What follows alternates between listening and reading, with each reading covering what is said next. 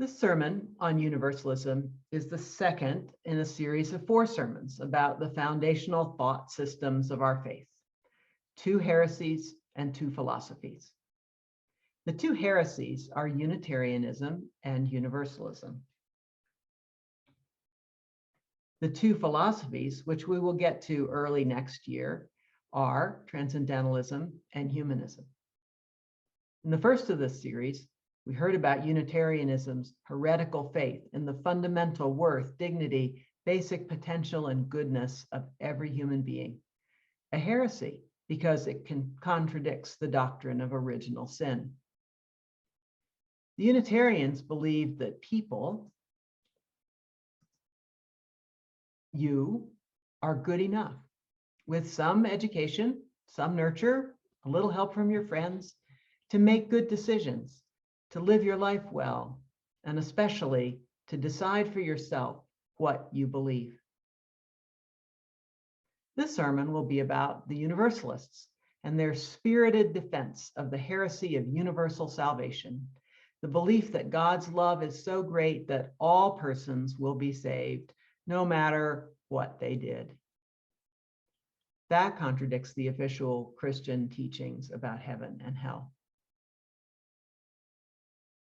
In 1962, when the Unitarians and Universalists merged to form the denomination with the jaw-breaking name of the Unitarian Universalist Association, the Universalists were, as denominations go, small and a relatively new religious faith. However, the theological position of universalism, universalism with a small u, is very old. Universalists claim that the Bible is a universalist document, that it assumes the eventual salvation of all humanity. Universalists have their share of passages to prove their contention, but the Bible is a very complex library of books, so the Orthodox have their passages about hell and fire and damnation to quote as well. But the Universalists believe that their side wins out. In one gospel, for instance, Jesus says that everyone comes to the Father. On the other hand, he also told stories about sinners going to hell, although you'll be interested to know that almost all of those sinners were rich people who had oppressed the poor. But that's a sermon for another day. Anyway, there just seems to be something in the human heart which wants to divide humanity into the good ones and the bad ones, into my kind and others, and to think that God will naturally do the same. And so when the official Christian doctrine was settled, there was heaven and hell. The Protestants kept the scheme and even extended it. Most people were going to hell, the Protestants believed, and there wasn't anything you could do about it. The early Christians sided with the Universalists by and large, though. Universal salvation was taught by 4 of the 6 early theological schools set up by the ancient church. Clement of Alexandria said, "How is he Lord and Savior if he's not Lord and Savior over all?" But as doctrines were settled on, the early Universalists lost out to proponents of heaven and hell and the splitting of humanity into the saved and the damned. And for centuries, of course, it was dangerous to be a heretic. So there was never a Universalist church in Europe, and not many Universalist writings. Although Unitarianism has its martyr in Michael Servetus and its royal champion in King John Sigismund of Transylvania, Universalism did not prosper within Christianity. Well, maybe never, but it never prospered until the Europeans began to colonize what would become America. Those who believed in universal salvation did so because their metaphor, their way of explaining and understanding God, was God is a God of love, or God is a loving parent.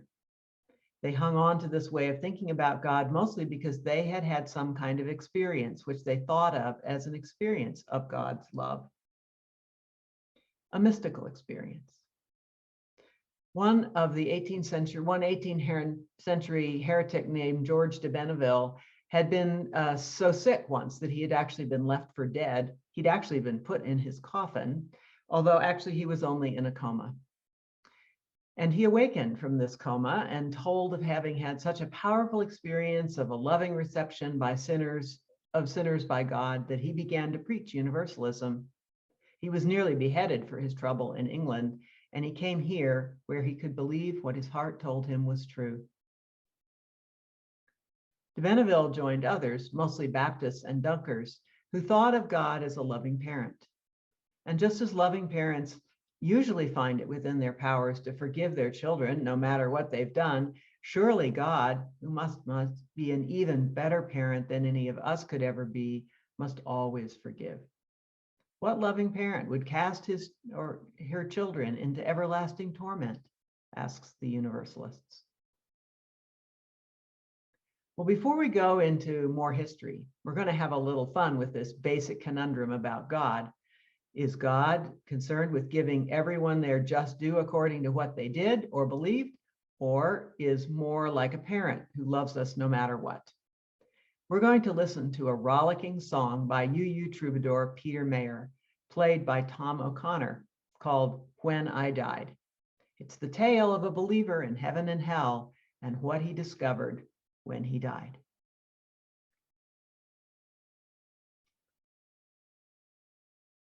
Thanks so much. That was wonderful. Thanks, Tom. So in the early years of the 19th century, many Universalist churches were formed, and they joined into a loose confederation, the Universalist Church of America.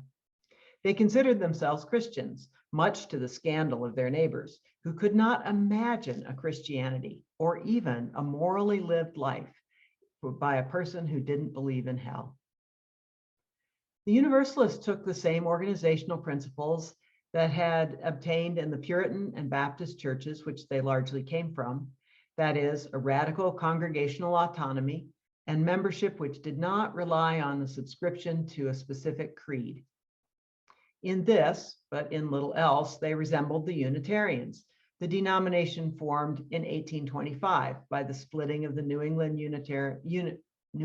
Puritan churches into the liberals and the Orthodox. The fear and bigotry that the Universalists had to contend with in their neighbors is a little hard to understand today. The Universalists' belief that there was no everlasting punishment seemed to their neighbors not only to be heretical, but as necessarily leading to an immoral life.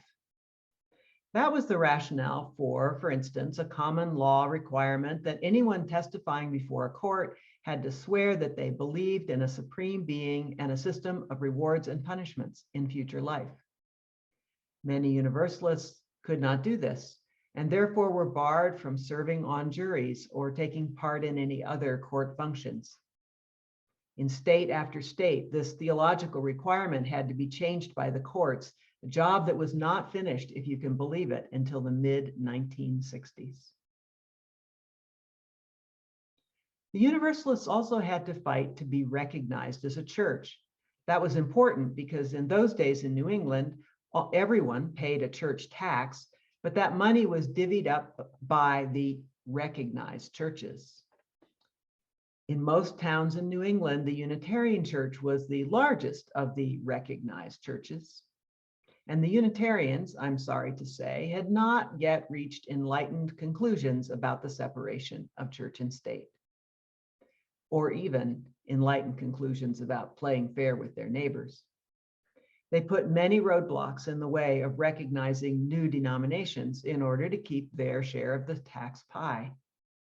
It is to the continued pressure placed by the Universalists and other small denominations on the system of church taxes that we owe the religious freedoms that Americans take for granted today. While both the Unitarians and the Universalists were fairly liberal denominations based in individual freedom to do as conscience dictates, they appealed to different segments of the population. The Unitarians tended to be the elite persons of New England. They were often professionals, wealthy, privileged. Several of them became presidents of the United States. The Universalists appealed to the working class. They developed congregations in mill towns, in smart farming communities, and out on the frontier. The two groups sparred across the gulf that divided them for nearly 2 centuries. Perhaps you've heard the very old joke of a Universalist minister who served a Unitarian church in California during the Civil War. Thomas Starr King was his name. He opined that the Universalists believed that God was too good to damn them to hell, while the Unitarians believed that they were too good to be damned to hell. Really, maybe our second miracle is that we overcame all that bad history and ended up together. The Unitarians and Universalists came at their faith from 2 different directions. The Universalists began with spiritual experiences, the strangely warmed heart, the life-changing and unforgettable experiences which some people have of God's love, even near-death experiences which left them believing that only goodness awaited them in the next world. And they read their Bibles with their God is love glasses on. There's a deep, mystical, spiritual streak in Universalism. The Unitarians, you will remember, had split from their Puritan churches exactly because they wanted a church that would accept their more rationally based faith and their belief that they were, in modern parlance, born okay the first time. They were, in other words, almost anti-mystics, rationalists. That's a pretty broad brush. Ralph Waldo Emerson, an early Unitarian, was about as mystical as they come. Clara Barton of Civil War nursing fame was a Universalist, apparently without a mystical bone in her body. But mysticism, that intuitive knowing which gives the heart reasons of which the reason knows nothing, as Pascal said, mysticism is in the bricks of Universalism, whereas Unitarian bricks are mostly made of reason, science, and logic. Universalism was for a time by far the more popular faith, with churches dotting the frontier, the South, and the Midwest.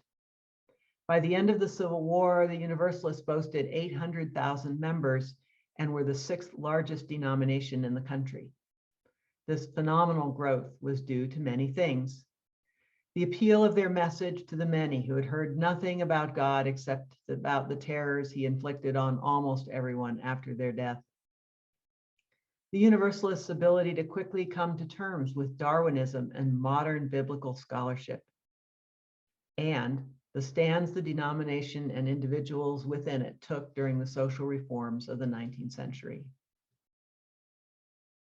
During this heyday of Universalism, the Universalists were the first denomination to ordain women to the ministry, a milestone particularly dear to my heart, and it should be dear to yours as well, as one of those early Universalist women ministers found herself in Colorado Springs in the 1870s and formed the liberal congregation, which was the precursor to All Souls Unitarian Church, a liberal light in its community ever since.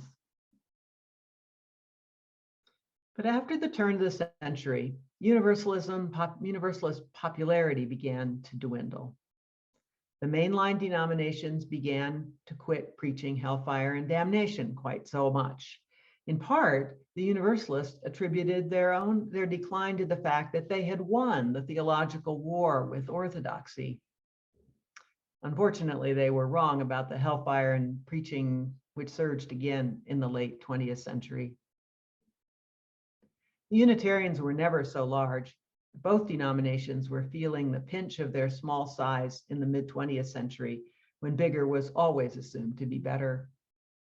The Unitarians and Universalists joined during the rash of denominational mergers, which created, among others, the United Methodist, the United Church of Christ, and the Evangelical Lutheran Church in America.